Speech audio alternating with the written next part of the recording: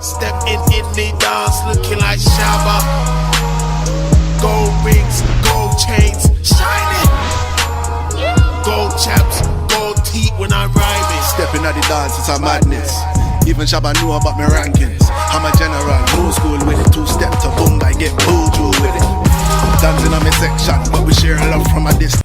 Hey, what's happening? It's your boy Sam the Reaper, and we're back with another SBN review.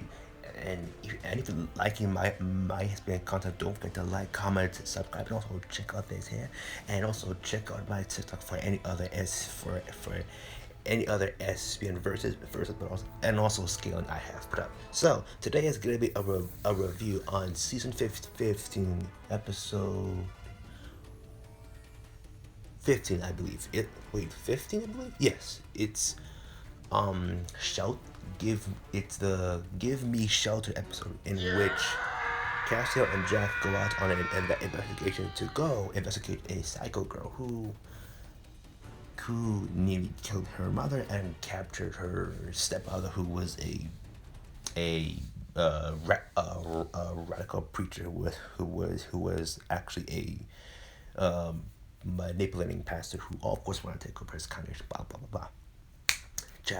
Jack tanks a knife attack, which is obvious. Castiel does a very badass move. He was the girl that's the psycho girl's friend who she almost killed.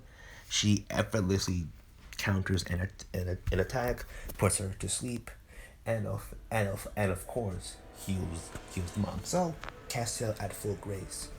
Half of his grace. I mean, he eats some of Jack's grace, but no matter. If you have seen my Chuck versus Edwin video, which is coming out pretty soon, go check that out before you watch this video. This one is a very important one, involving a certain part in the episode as Jack and Castiel are in the baby Impala. That's actually a very funny name, but anyway, a lot of stuff can happen there. As they're coming back, Jack told Castiel that the ritual Billy is working on with Jack is actually will turn him into a living bomb in order to kill both Chuck and Amara. Because if you've seen my previous in my Chuck versus everyone video, you will see that I specifically said, in fact, I will say straight up, Jack, no matter how powerful he is, yeah, he's getting powerful every day somehow, even though they don't truly, I wouldn't say the Winters truly understand how an Archangel can get power by grace building up when he's at max full power grace already, as it could be, but he's not strong enough to kill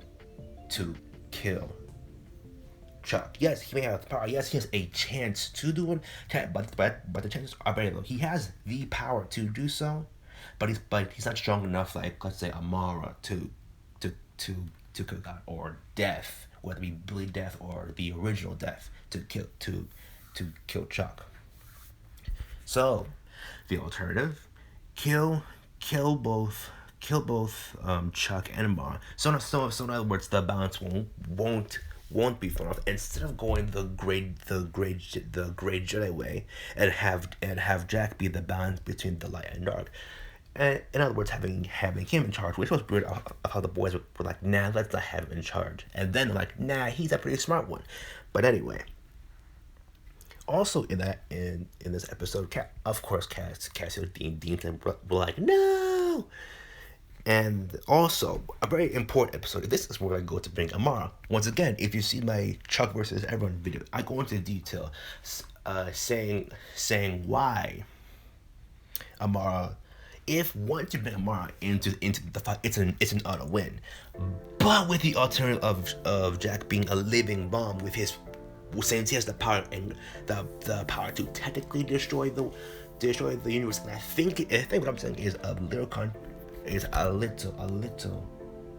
Okay, no, I believe I said in my previous video, I mentioned he's above planetary effortlessly because he can throw the entire world to chaos with just his words, which means he should also be, along with Lucifer, Michael, Death, and Amara Chuck, should be casual reality destroyers, just casually, which means, which then you would say, if you can destroy universes casually, what's the difference between Chuck, Amar versus all the other beings who are not omnipotent? The key is their omnipotency, because listen, even while Chuck was half of his power, not at full power in order to take his body out of the physical world, he was able to show Sam several timelines effortlessly, and for a regular angel or high-tier angel to do that requires a lot of grace, not even half, because only Zachariah, who was a high-tier angel, was able to send Dean in an alternate timeline of what if he didn't say yes to Michael, which he did, or what if Lucifer did, which he also casually went back in time, bring back Dean in order to beat him later. But anyway, that's just a statement in just Chuck's and Amar's effortless power of them being practically over everyone. And also, since Chuck can also effortlessly rip out archangel souls like their butter, then it should be obvious of the contemplation of power, of the difference. So also, what I said in my previous video, I also mentioned that the archangels have a higher chance of killing Chuck, but it requires them to overpower Chuck with pretty much their teamwork, and also I laid out the formation with Lucifer and Michael being the heavy hitters, Jack initiating the fun, Gabriel and Raphael initiating a smoke screen, so it'll be a distraction, so Lucifer, Michael, and Jack can strike them. So back with Amar. Regardless, bringing Amar, it's an audible. This is why I specifically didn't want her in, but anyway, she's Amara. But before I get into that part, I specifically forgot to mention that the chances of even Michael coming in is high, but I also forgot what I think I said in my previous video, so I don't really have to say it again, but I'll say it.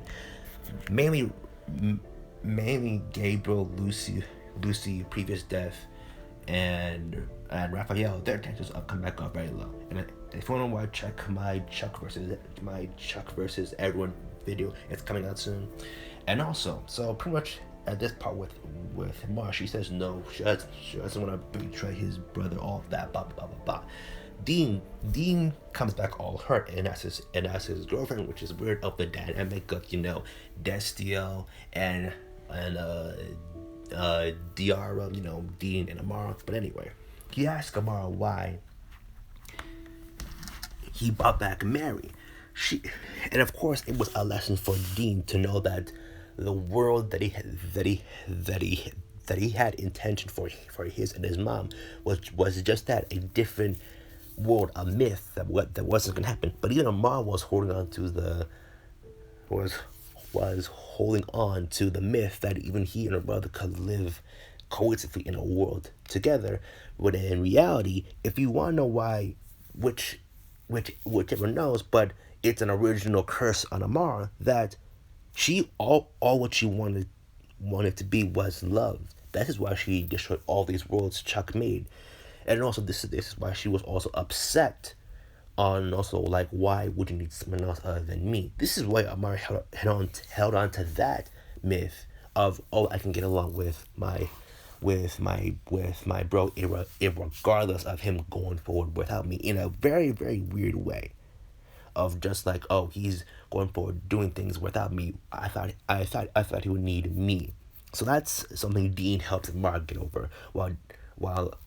So it's a very nice dynamic between the two. So regardless, how does this affect the final battle? It depends. If Chuck goes full power, it affects Amara. If Amara goes full power, it's a wrap. Because based on how she was injured technically, and also technically weakened, and also stabbed by a spear by Lucifer, powered up by God. It only shows that Amara, his sister, is 10 times stronger than God. This is your boy Sam Reaper, and we out.